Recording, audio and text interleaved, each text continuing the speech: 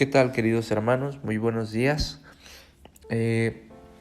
Vamos a iniciar con la explicación de la lección de escuela sabática del día lunes, ¿verdad? Ya estamos al lunes 7 de marzo. Me presento, yo soy el pastor Víctor Morales y quiero compartirles lo que nos está hablando, de lo que nos está hablando la lección de escuela sabática en este día, que es algo realmente maravilloso y fundamental. Y quiero compartirte lo de esta lección a través de algunas preguntas. Yo no sé tu persona, yo no te conozco, tristemente, ¿verdad? No he tenido el privilegio de conocerte, tú que me escuchas, pero cuando practicamos la oración, lo hemos hecho con fe. Y aquí viene la pregunta: cuando tú oras con fe, ¿oras por algo espiritual o haces una oración por algo que tiene que ver con lo material y lo terrenal? Si es así, permíteme que hay que cambiar un poquito esa práctica de esa oración. Permíteme explicártelo. Vamos a entrar entonces a la lección. Yo no sé si tú te has preguntado por qué Pablo define de esa manera la fe. ¿Por qué Pablo en este capítulo 11 me habla de obras? De cómo personas que tuvieron fe vivieron de cierta manera, ¿verdad? Que hicieron cosas maravillosas, obras, acciones que quizá nosotros aún no hemos hecho, ¿sí? Porque son cosas que realmente impactan, ¿verdad? Que sirven, como dice la palabra de Dios, para testimonio de los demás. Ahora bien, fíjense cómo define el apóstol Pablo en el versículo 1 del capítulo 11 de Hebreos la fe. Y dice así: es pues la fe, la certeza de lo que se espera y la convicción de lo que no se ve. Y quiero invitarte a analizar esta definición brevemente. Para comprenderla, para comprender qué es la fe, necesitamos hacer algunas preguntas, ¿verdad? Preguntarle al texto. Ahora bien, la primera pregunta es esta: ¿por qué el apóstol Pablo define de esta manera la fe? Y quiero invitarte a que me escuches para compartirte lo que significa esta palabra fe en el griego, la palabra como tal, ¿verdad? No el concepto ni la idea de fe, sino la palabra literal. Y esta palabra en griego es pistis, que se refiere específicamente a una confianza en Cristo Jesús para salvación. Mencionábamos el día de ayer que la confianza se puede definir como una dependencia de alguien. Es decir, cuando yo confío en alguien, dependo de la capacidad o algunas características que esta persona tiene que yo necesito, pero que yo no tengo. Es decir, en resumen, la palabra fe es depender de la persona de Cristo y sus características que no tengo para que sea Él quien me salve, ya que nosotros mismos no podemos salvarnos porque no cumplimos con las características que se requieren. Ok, pero pastor, ¿qué características se requieren entonces?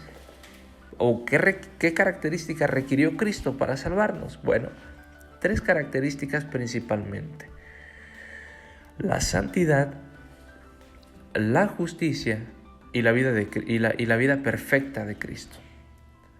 Muy bien, ahora bien, ¿qué significa la palabra certeza? La palabra certeza significa tener un conocimiento adquirido en base a algunos argumentos acerca, en este caso, de la persona de Cristo. Ese conocimiento entonces se convierte en la esencia de mi vida espiritual, porque si yo no conozco a alguien, yo no puedo confiar en ese alguien.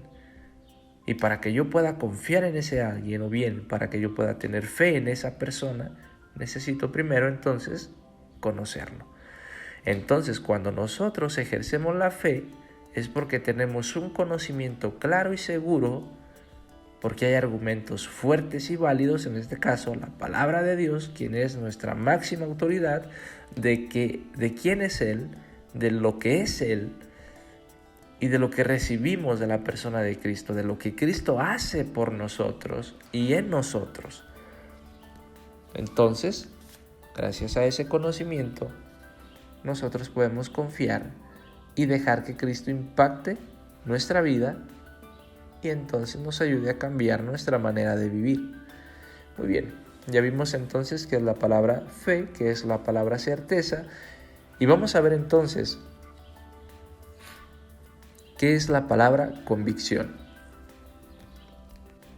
Muy bien, la palabra convicción es tener la seguridad de ese conocimiento que he adquirido a través de argumentos fiables del que son la palabra de Dios, y tener la seguridad que son buenos para nuestra vida. Es decir, yo dependo de la persona de Cristo porque le he conocido y estoy seguro de que aquello que he conocido que Él me brinda es real, es cierto, es bueno y puede estar en mí. Y estoy seguro de eso. Esa es la definición de fe.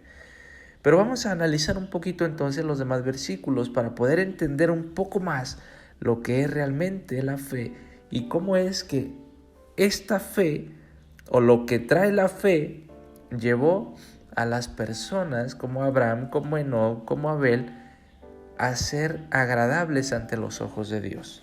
Fíjense bien, la siguiente pregunta es esta, ¿de qué hablan esos versículos? ¿Verdad? Versículo 2, 3, 4, 5, 6, 7 en adelante. Analicemos el versículo 2, fíjense bien lo que dice. Porque por ella alcanzaron buen testimonio los antiguos. Ok, recordemos que al ejercer fe yo tengo la certeza y seguridad de que he recibido algo, pero ¿qué es aquello que he recibido? Fíjense bien, la palabra de Dios está diciendo, por ella alcanzaron buen testimonio los antiguos.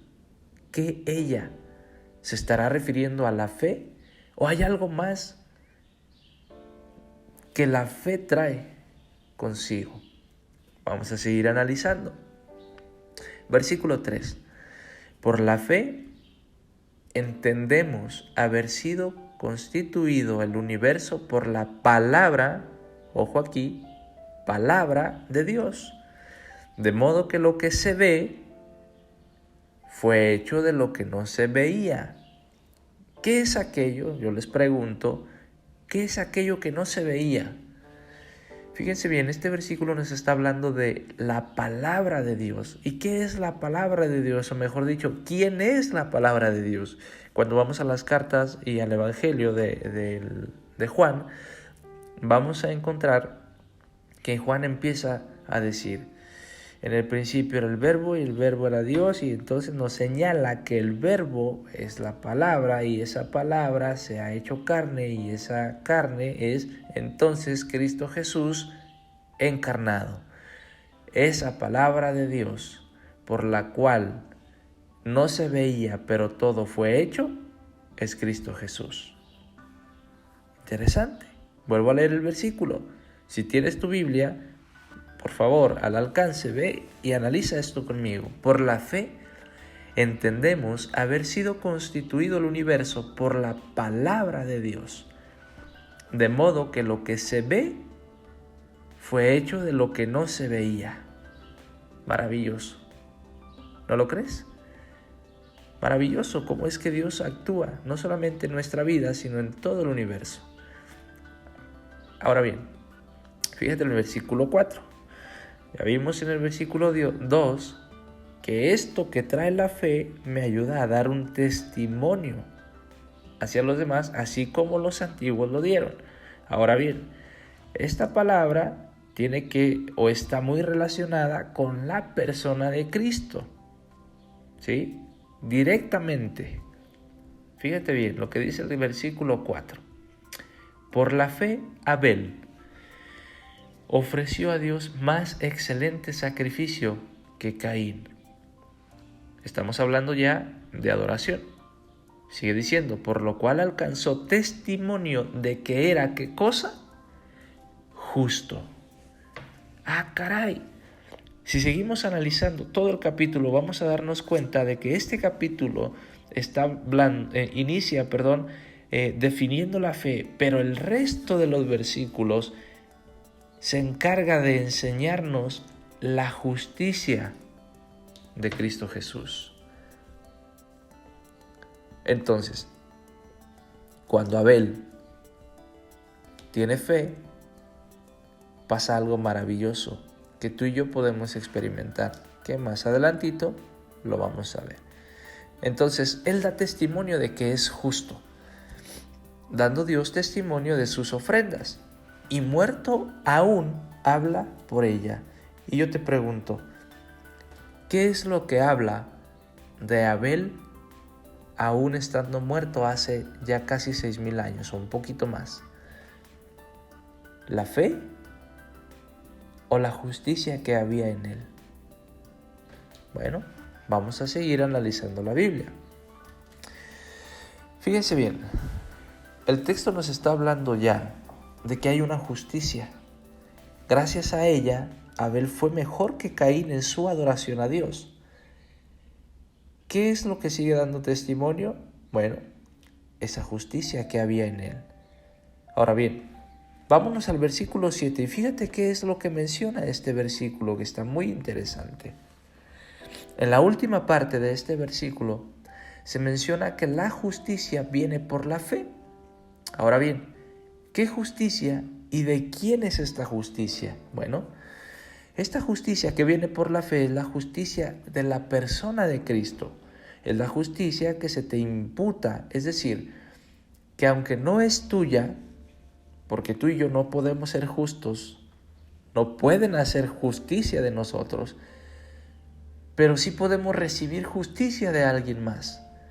Y esa palabrita imputar quiere decir que se pone en nosotros, a nuestra cuenta, en nuestra vida, aunque no es de nosotros, está en nosotros.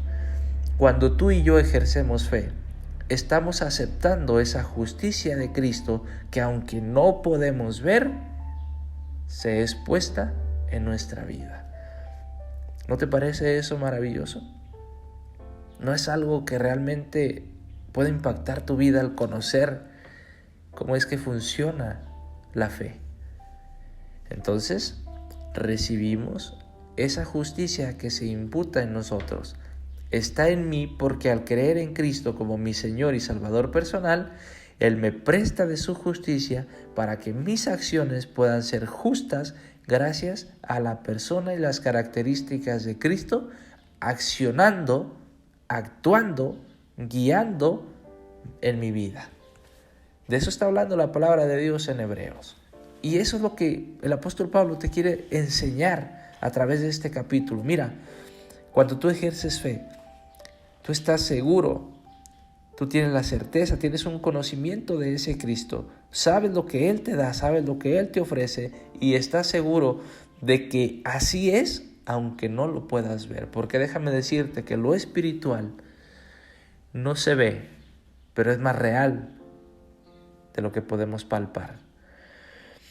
Es por eso que la Biblia nos da el ejemplo del cambio, del testimonio que tienen las personas cuando han sido justificadas por su fe y cuando han entendido que la fe es depender de Cristo, de su santidad, de su justicia y de su perfección que están en nosotros, para entonces nosotros poder hacer la voluntad de Dios y vivir de una manera en cual mi carácter se asemeja al carácter de Cristo y me deleito entonces en hacer la voluntad de mi Padre. Querido amigo, gracias porque me has permitido compartir la lección contigo del día lunes 7 de marzo.